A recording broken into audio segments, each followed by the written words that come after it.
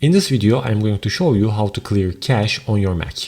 Cache files are like temporary data that your Mac stores to speed up applications and your computer, but actually over time, these files get a lot bigger and can take a lot of space on your storage. So from time to time, clearing system cache can improve your Mac's performance and help you free up valuable space. So that being said, now we can start clearing our cache.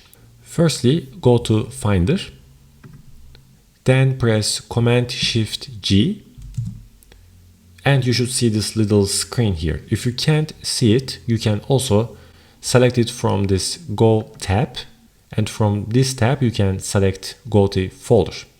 Here you should find this file path, and if you don't see it, then you need to type ~library/ and then you can select caches, click on enter, and it will take you to the caches folder. Here you should see all of your cache files, and just keep in mind that before deleting your cache, just take a quick look on these files here to be cautious not to delete important data. So please take this action carefully before deleting. Click on an empty space and press Command A to select all of these folders here.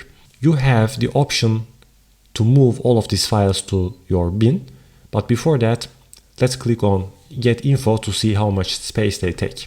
Now, as you can see on my computer, all of these cache files are taking more than 10 GB of space. You can also see on your computer like this.